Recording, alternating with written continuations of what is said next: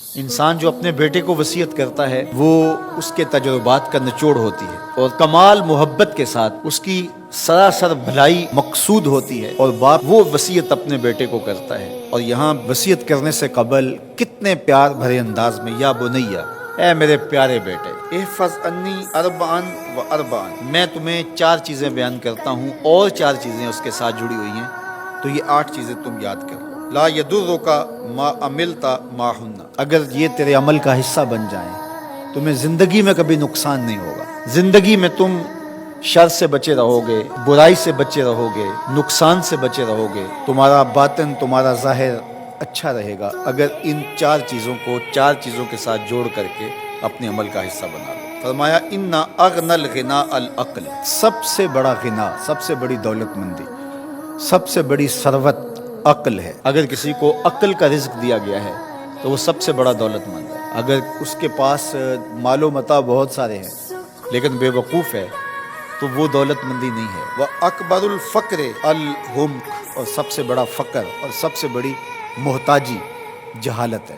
سب سے بڑی دولت مندی عقل ہے، اور سب سے بڑی غربت، سب سے بڑی غریبی اور سب سے بڑا فقر اور محتاجی بے وقوفی ہے۔ وَأَوْحَشَ الْوَحْشَةُ الْعُجْبُ، اور سب سے بڑی وحشت تنہائی عجب ہے، خود پسندی ہے، اپنے آپ کو دیکھنا کہ میں بہت کچھ ہوں۔ جو شخص اپنے آپ کو دیکھتا رہتا ہے اور وقت اپنے آپ کو ہی لوگوں کے سامنے پیش کرتا رہتا ہے بنا سنوار کے، وہ تنہا ہو جاتا ہے۔ لوگ اس کی ان خوبیوں کا بھی انکار کر دیتے ہیں جو خوبیاں واقعتاً اس کے اندر موجود ہوتی ہیں۔ اگر پاؤ ہے تو اپنے آپ کو سیر نہ بتاؤ، لوگ پاؤ کا بھی انکار کر دیں گے۔ تو جو جس حالت میں ہو وہی حالت لوگوں کے سامنے ہونی چاہیے، بلکہ اس سے اگر کم ہو۔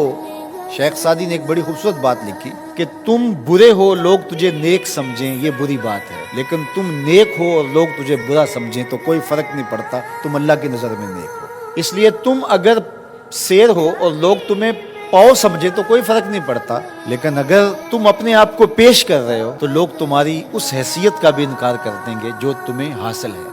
وَأَكْرَمُ الْحَسَبِ حسن الخلق، سب سے اچھا جو حسب و نسب ہے وہ کیا ہے؟ میں فلاں ہوتا ہوں، میں فلاں ہوتا ہوں، میں فلاں کا بیٹا ہوں، فلاں قبیلے سے میرا تعلق ہے، میرا باپ بڑا امیر کبیر تھا۔ اپنا حسب نامہ اس طرح لوگ پیش کرتے ہیں، مجھے جانتے ہو کہ میں فلاں ابن فلاں ہوں۔ سیدنا علی المرتضیٰ فرماتے ہیں بہترین جو حسب ہے جو آپ پیش کرتے ہیں وہ کیا ہے؟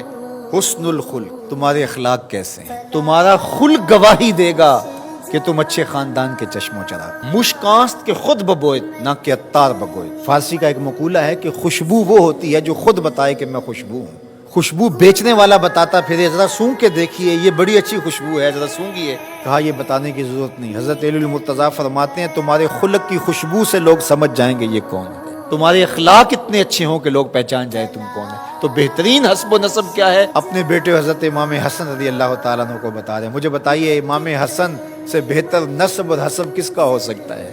رسول اللہ کی بیٹی کے بیٹے، امام الاولیاء کے فرزند ہیں، رسول اللہ کے نواسے ہیں، بنو ہاشم کے چشم و چراغ ہیں۔ تو انہیں یہ نہیں کہا کہ تم یہ بتاتے پھرنا، بلکہ کہا کہ تمہارا خلق گواہی دے کہ میں محمد کا نواسا ہوں، تمہارے اخلاق گواہی دے کہ میں نے فاطمہ کا دودھ پیا ہے، تمہارا کردار گواہی دے، تمہاری شجاعت گواہی دے کہ تم علی کے فرزند ارجمند ہو۔ اللہ اکبر۔ پھر حضرت علی المرتضیٰ رضی اللہ تعالیٰ عنہ ان چیزوں کو بیان کرنے کے بعد فرماتے ہیں یا بنیا، اے میرے بیٹے، ایاک والمصادقہ الاحمق، بے وقوف شخص کی دوستی سے ہمیشہ بچنا۔ فإنہ یرید ان ینفعک فیضرک، وہ دل سے چاہے کہ تمہیں نفع پہنچائے لیکن اپنی جہالت کی وجہ سے، اپنی بے وقوفی کی وجہ سے تمہیں نفع نہیں پہنچا سکے گا، تمہیں نقصان پہنچا دے گا۔ کہا جاتا ہے کہ بے وقوف دوست سے دانا دشمن اچھا ہے، تو وہ اسی قول کا مفہوم ہے۔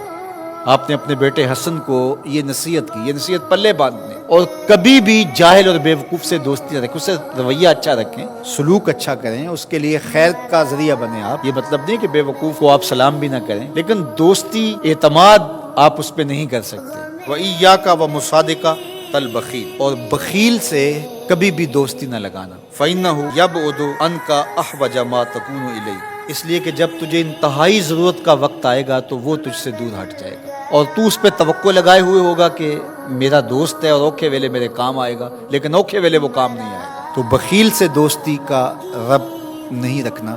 وَإِيَّاكَ وَمُصَادَقَةَ الْفَاجِرِ، بدکار شخص سے کبھی دوستی نہ رکھ، برے شخص سے کبھی دوستی کا رشتہ نہ جوڑنا۔